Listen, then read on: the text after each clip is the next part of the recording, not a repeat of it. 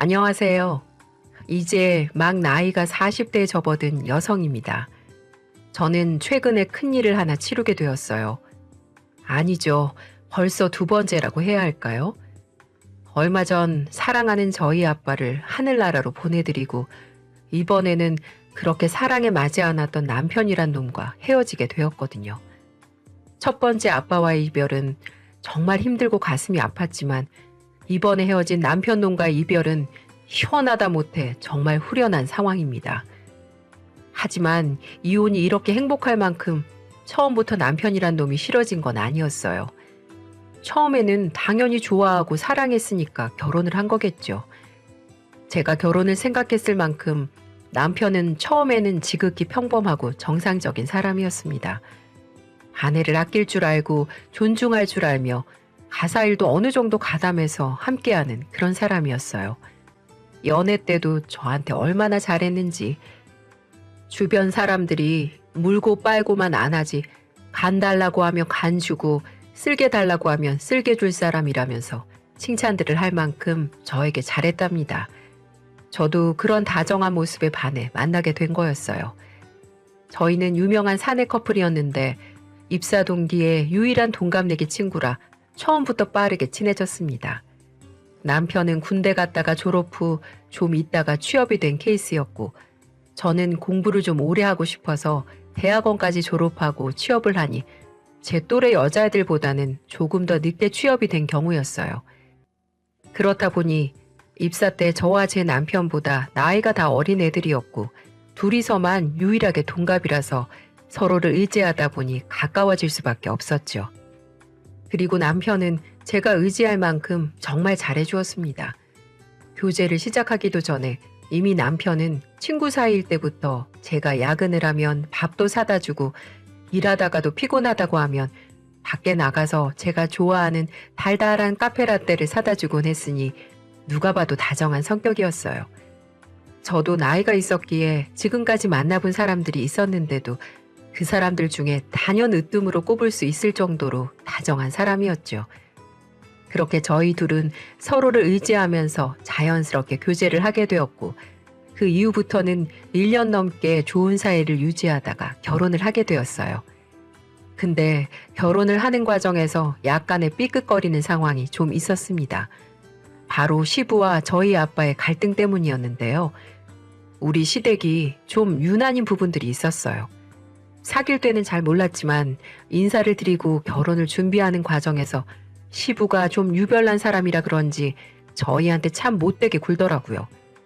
사실 남편 쪽과 저희 집은 수준 차이가 좀 나는 편이었어요. 남편 집은 사업을 하는 집이었는데 인테리어 공사를 해주는 곳이라 꽤나 돈을 많이 벌고 있었죠.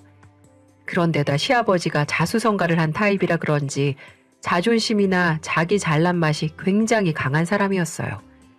반면에 우리 집은 엄마가 일찍 돌아가시는 바람에 아빠 혼자서 저희 삼남매를 키우셨고 평생을 페인트 칠을 하며 저희 셋을 먹이고 입히고 대학까지 다 보내셔서 남들에 비해 여유롭지 못했던 저희 집은 당연히 집안 대 집안으로만 봤을 때 남편 집안에 비해 좀 딸릴 수밖에 없었죠. 그러니 제가 얼마나 눈에 안 찼겠어요. 근데 이래도 되는 건가 싶을 만큼 처음부터 시아버지는 노골적으로 저희 아버지를 무시하던 거 있죠. 시아버지는 양가가 결혼 이야기를 위해 처음 모인 자리에서부터 무시를 하셨고 저희 집안의 상태를 보더니 홀아버지 밑에서 큰 걸 탐탁지 않아 했는데 거기다 아빠 직업이 페인트공이라고 하니 서슴없이 그 자리에서 신뢰되는 말씀을 하시더라고요. 아니 페인트 칠 그거 얼마나 번다고? 좀 더 노력해서 나처럼 돈 되는 걸 했어야지. 우리 또래들은 대부분 그렇지 않은데 참 게으른가? 시아버지의 말씀에 그곳에 있는 모든 사람들이 눈이 동그래지며 놀랐습니다. 아무리 마음에 안 들어도 그렇지 어떻게 사돈관계가 될 사람에게 그런 무시 발언을 할 수 있는 건가 저는 이해가 되지 않더라고요.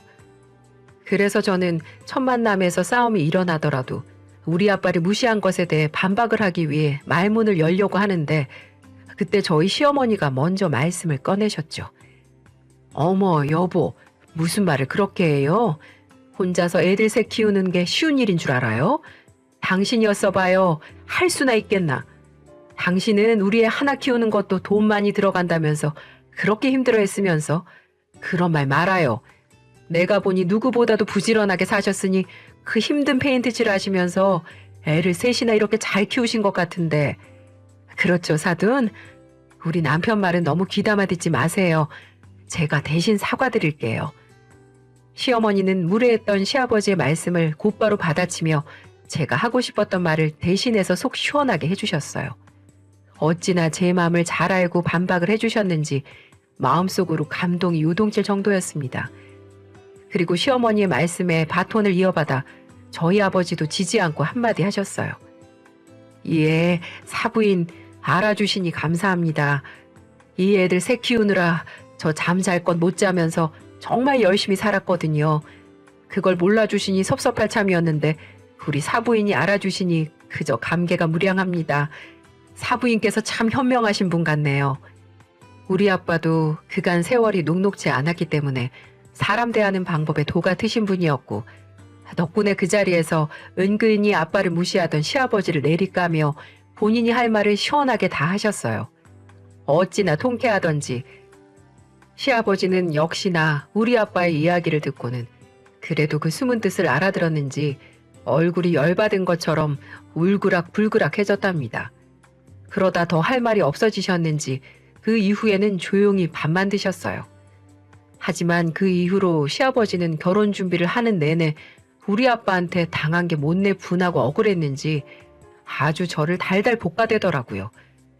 뻑하면 저한테 전화해서는 너는 이 집 며느리가 된다면서 어떻게 시부모한테 전화 한 통이 없냐? 미리미리 연습을 하고 습관을 들여야 나중에 결혼해서도 잘할 것 아니야? 아주 그냥 센스가 그렇게 없어. 젊은 애가. 야, 내일 우리 집에 와서 밥 좀 해라. 니네 시어머니는 영 손맛이 딸린단 말이야. 30년을 넘게 같이 살아도 적응이 안 되는 맛이야. 어디 며느리 손맛은 어떤지 미리 맛 좀 보자. 등등 무식하고 무례하기 짝이 없는 말들을 저한테 전화해서는 툭툭 던지곤 했어요. 저는 처음에는 어느 정도 받아줬지만 나중에는 시간이 없어서 전화를 못 드렸다, 집안 행사가 있어서 갈 수가 없다 등등의 핑계를 대며 피했어요.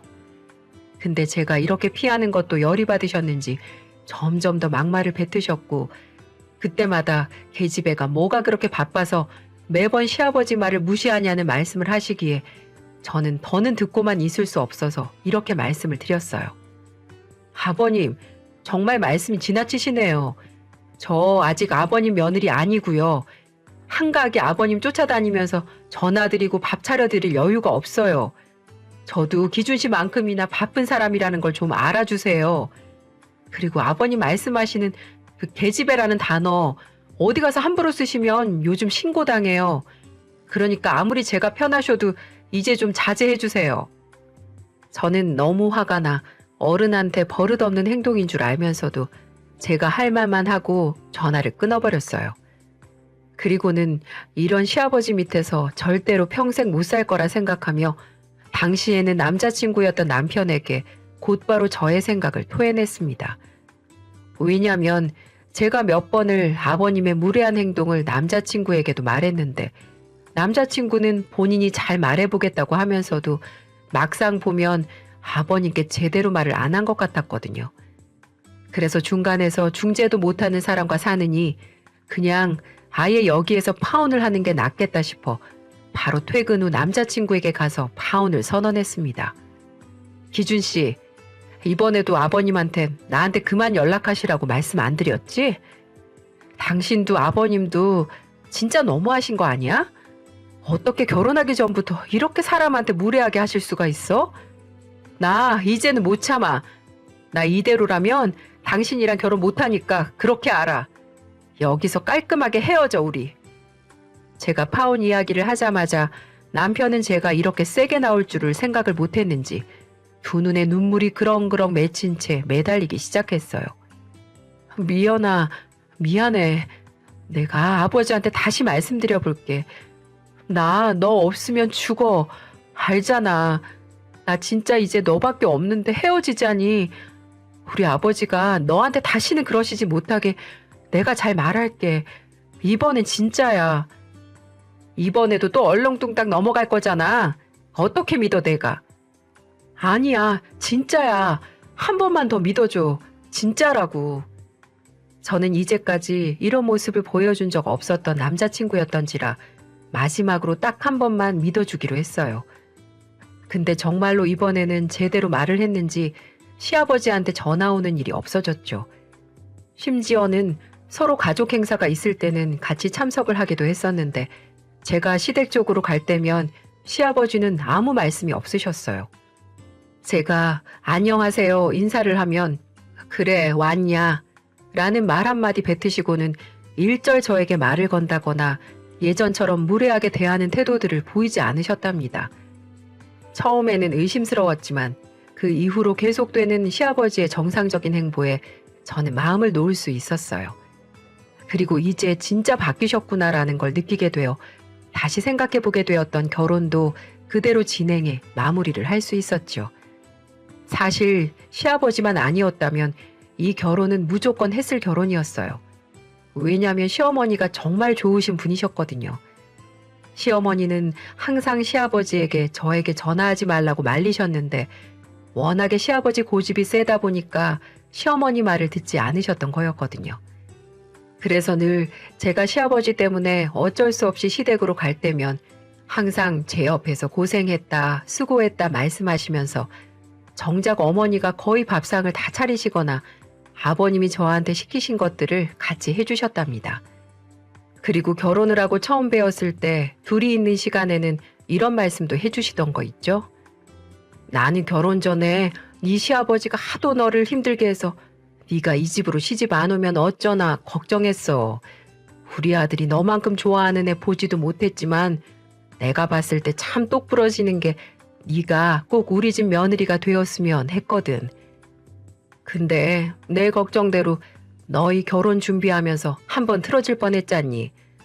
네가 오죽 힘들었으면 우리 아들한테 결혼 못하겠다고 했을까 싶어. 나는 그대로 너를 포기하려고 했는데 그때 아들이 처음으로 그렇게 울고불고 난리를 치면서 너랑 결혼 못하면 죽어버릴 거라고 네 시아버지 앞에서 얼마나 화를 냈는지 몰라. 너한테 다시는 그런 식으로 대하지 말라면서. 그래서 그 고집센 니네 시아버지가 조용해진 거 아니겠니? 나도 내 남편이지만 이런 건 참 어디 가서 말하기 부끄러워. 그래도 그 힘든 일 겪고서도 우리 집 며느리로 들어와줘서 고맙다. 저에게 따뜻하게 말씀해 주시는 시어머니의 말씀에 저는 감동을 받았어요. 그리고 이제는 시아버지도 잠잠하시고 저를 사랑해주는 남편에 딸처럼 아껴주시는 시어머니가 계시니 결혼 생활이 행복하겠다고 생각했죠. 하지만 그건 저의 크나큰 착각이었습니다. 제 버릇 개 못 주고 제 핏줄 어디 못 가는 거였어요. 살다 보니 그렇더군요. 결혼 후 10년까지는 참 좋았습니다. 남편은 결혼 후에도 여전히 저를 아껴주었고 우리는 남들보다는 아니지만 남들만큼의 행복을 누리면서 잘 살고 있었어요. 아니, 그런 듯 했죠. 근데 결혼 후 10년이 지나고 나니까 점점 남편이 변하기 시작하더라고요. 전에는 하지 않았던 행동들을 저한테 보이기 시작했고 그때부터 저희 부부싸움도 점점 잦아지기 시작했습니다. 사실 결혼 후 10년 동안 남편이 전혀 바뀌지 않았던 것은 아니었어요. 어떻게 사람이 다 한결같겠어요? 저도 그렇지 못하는데요. 근데 남편은 한 번씩 툭툭 저한테 명령조로 물 좀 떠와 라는 식의 말을 뱉곤 했었습니다. 저는 그때마다 한 번씩 떠다 주다가도 안 되겠으면 네가 떠다 먹어. 어디다 명령이야. 라며 화를 냈었는데 10년 차까지만 해도 그게 먹혀서 남편이 알아서 떠다 먹고는 했거든요. 근데 어느 날 갑자기 또 야, 물 좀 그러는 거예요. 그것도 야라고 하면서 말이죠. 저는 진짜 어이가 없어서 뭐? 야? 참나. 야, 네가 떠다 먹어. 어디다 대고 또 명령이야? 라고 맞받아 쳤습니다. 아, 그거 진짜 말 많어. 그냥 좀 떠다 주면 안 되는 거야? 어떻게 한 번을 안 지냐, 한 번을. 한 번을 안 지기는 몇 번 떠다 주니까 너 그거 습관돼서 내가 그러는 거 아니야. 아우, 알았어. 아주 그냥 김 부장네 부인은 그렇게 고분고분해서 현모 양처가 따로 없다는데 나는 마누라 복이 없는 건지. 당신 말 다 했어? 진짜 보자 하니까 요즘 왜 그렇게 말을 막 뱉어? 점점 니네 아버지 닮아가니? 내가 말했지. 아버님이 어머님 대하듯이 나한테도 그러면 나 진짜 가만 안 있는다고. 왜 결혼 전에 니네 아버지가 나한테 했던 걸 당신이 똑같이 하려고 하는 건데? 아우, 알았어. 귀 따갑게 진짜. 안 한다고. 내가 떠다 먹는다, 물. 남편은 저의 성질에 귀찮다는 듯이 말을 끊어버리는 거 있죠. 근데 사실 저는 속으로 좀 겁이 났습니다. 남편에게 점점 시아버지의 모습이 짙게 보이기 시작했거든요. 저희 시아버지는 시어머니를 거의 하녀대하듯이 하셨어요. 저희 시어머니도 한 번씩 지지 않고 대드는 것처럼 보이긴 했지만 그래도 워낙에 성품이 조용하시고 수용적인 분이라 그런지 거의 받아주시는 듯 했죠. 근데 저는 아니었어요. 저는 그런 꼴은 못 보겠더라고요. 그래서 남편에게도 항상 시아버지가 시어머니 대하는 것처럼 저를 대하면 바로 이혼이라고 말을 하면서 저를 지켜왔습니다. 근데 결혼 10년 차가 되니까 그런 협박도 안 먹히는지 남편은 개의치 않고 저를 막 대하더군요. 이런 사건들이 한두 가지가 아니었어요. 그렇게 점점 부부싸움이 잦아져 결혼 생활은 점점 힘들어지고 있었고 남편은 이제 저희 집에서도 모자라 시댁이나 친정 어디를 가도 저를 막대하는 걸 멈추지 않았어요. 그러다 한 번은 명절에 친정을 갔는데 이번에는 저희 친정 식구들이 다 모인 자리에서 같이 밥을 차려 먹고 있는데 남편이 밥을 먹다 수저를 탁 내려놓더니 이러는 겁니다. 아, 국 짠 것 좀 봐. 이거 당신이 했지? 어떻게 10년 동안 맛이 변하지를 않어. 더럽게 짜네 진짜. 소금을 들이부은 거야 뭐야? 주부 10년 차면 이런 건 좀 제대로 하자.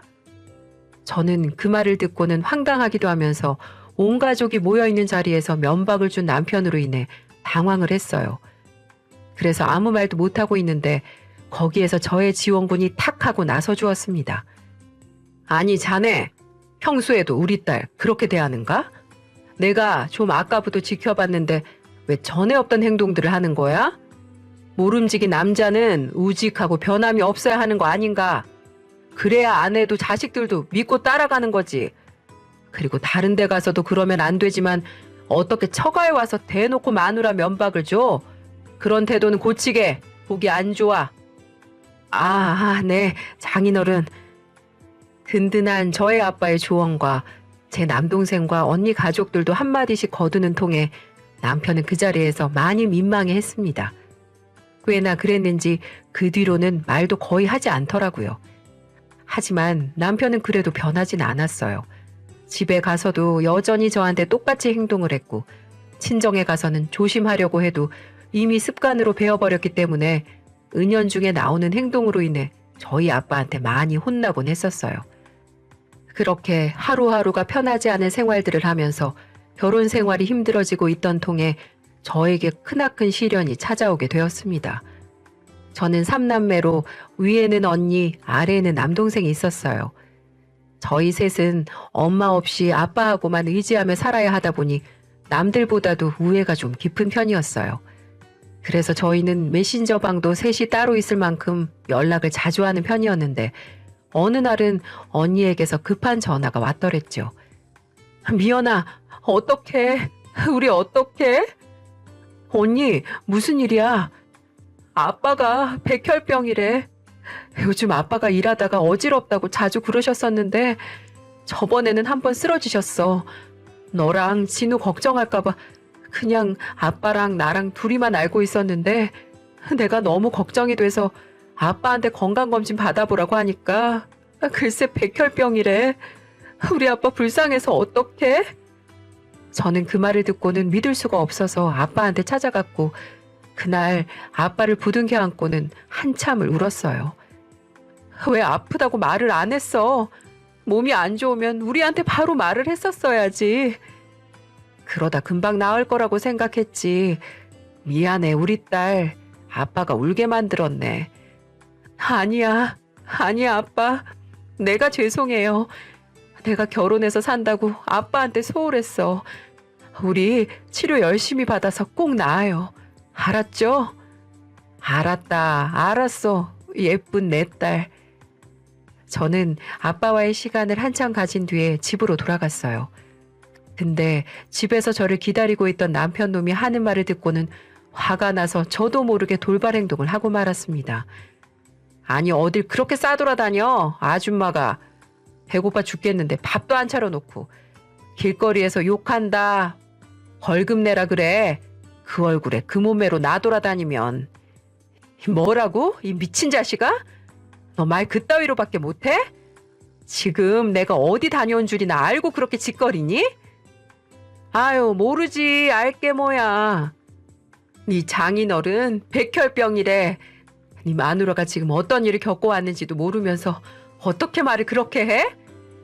아, 그래? 장인어른 요즘 나한테 하시는 게 참 뭐했는데 사람이 그러니까 한 대로 돌려받는 거야.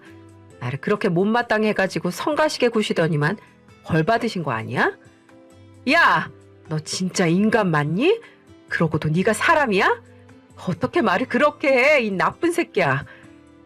저는 그때 남편에게 정말 큰 상처를 받았습니다. 이 남편이 정말 내가 알던 남편이 맞나 싶더라고요. 하지만 저는 이때 남편과 실랑이를 벌일 기운이 없었어요. 아빠를 어떻게든 살려내야 했거든요.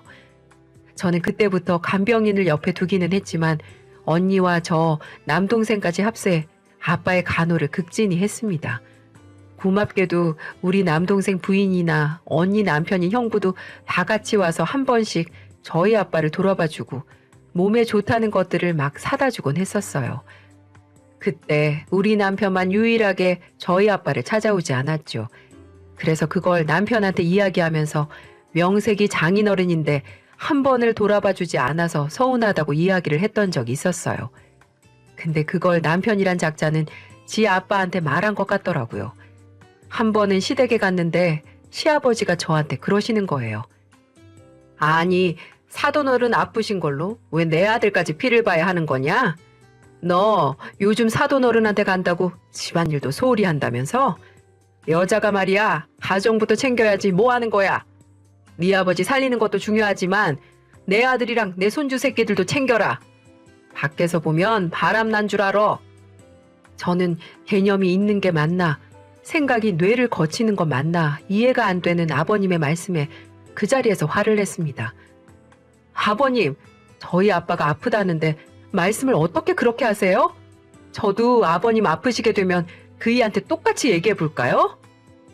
야, 이게 진짜 보자 하니까 어디서 그런 쌍스런 말을 해? 그러니까 아버님도 우리 아빠에 대해서 저에 대해서 그렇게 말씀하신 거 사과하세요. 아버님이 지금 쌍스럽게 먼저 말씀하셨잖아요. 이게 진짜? 여보, 그만해요. 당신이 잘못했잖아요. 왜 그래요, 정말? 중간에서 저희를 말리는 어머님이 안 계셨더라면 저는 아마 그 자리에서 아버님께 맞았을지도 몰라요. 그만큼 상황이 험악해졌거든요.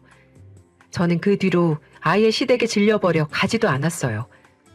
그리고는 무조건 저희 아빠 치료에만 신경을 썼고 아빠가 어느 정도 괜찮아지시면 곧바로 이혼을 할 생각이었습니다. 근데 아빠의 상황은 점점 좋아지지 못했고 아버지의 경우 급성 백혈병 증상이었는데 이건 비교적 치료 경과가 좋다고 해서 항암 치료와 함께 수혈을 계속해서 병행해 치료를 열심히 받아봤지만 결국 5년 후 아빠는 끝내 돌아가시고 말았어요. 아빠의 장례를 치르고 이제는 어떠한 의욕도 남아있지 않던 저는 우선 결혼 생활부터 끝내고자 했습니다. 그래서 남편에게 이혼을 이야기했어요. 근데 남편도 제가 질려버렸는지 이혼하자고 하니 곧바로 이혼을 받아들이더라고요. 그래서 이혼 서류를 작성하고 한창 절차를 밟던 중에 갑자기 남편이 태세 전환을 하며 이혼에 대해 다시 생각해보자며 다가왔습니다. 여보, 우리 지금 이혼 진행하고 있는 거 말이야. 다시 생각해보자. 내가 미안해. 애들도 있는데 내가 다시 정신 차리고 당신한테 잘해볼게. 우리 애들한테 이혼 가정 꼬리표 붙여줄 수는 없는 거잖아. 당신이 잘할 거라는 걸 내가 어떻게 믿어? 그러고 또 10년 뒤에 바뀔지 어떻게 아냐고 내가. 아니야, 믿어줘. 나 한다면 하는 놈인 거 알잖아. 정신 차려볼게. 그러니까 당장 결정은 어렵더라도 일단 보류해줘. 나중에 다시 생각해봐도 늦지 않잖아.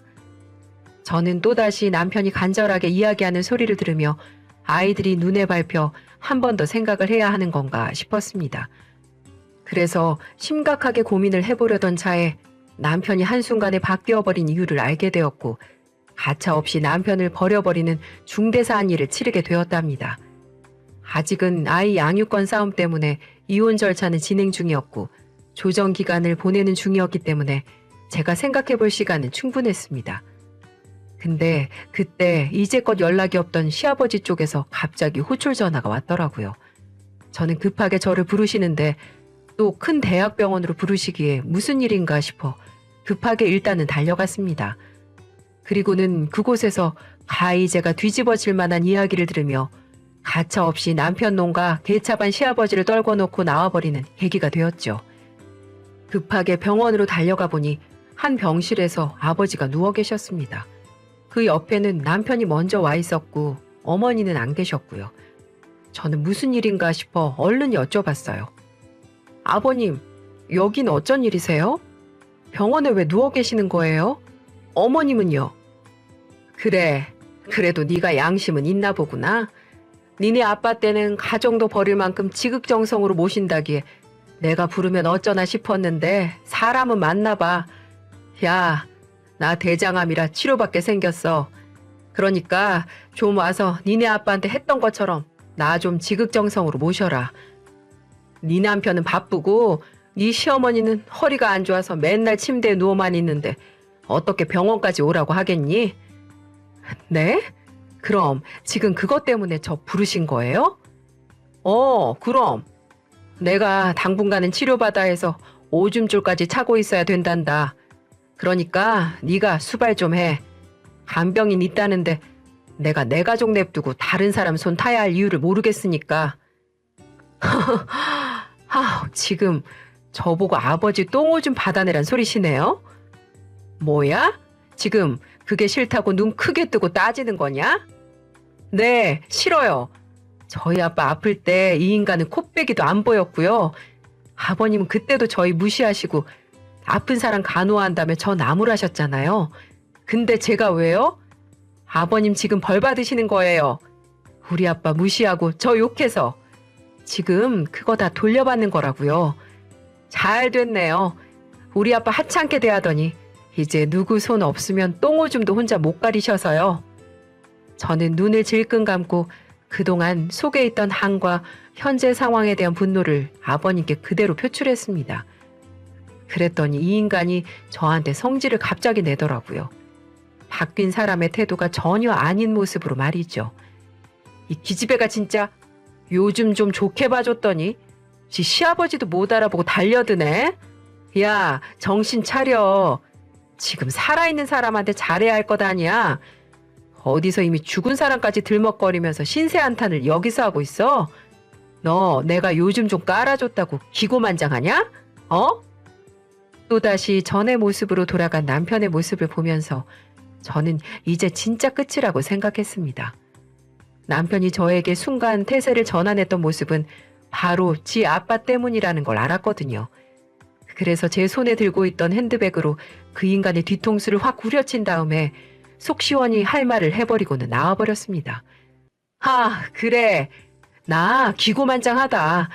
너 같은 짐승 같은 놈 앞에서 내가 설설 기어야 하는 거야? 웃기고 자빠져서 진짜. 야, 이 짐승 놈아. 제발 좀 정신 차려. 너 그렇게 살다간 너까지 니네 아빠 꼴 나. 알아? 불쌍한 것들. 다시는 보지 말자. 저는 있는 힘껏 제가 할 수 있는 최대의 막말을 해주고는 나와버렸어요. 아주 속이 다 후련하더라고요.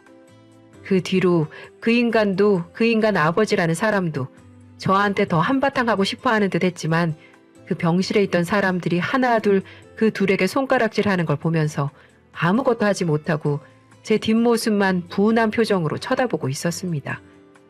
그 뒤로 저는 이혼 조정할 것도 없이 그대로 이혼 소송을 진행했어요.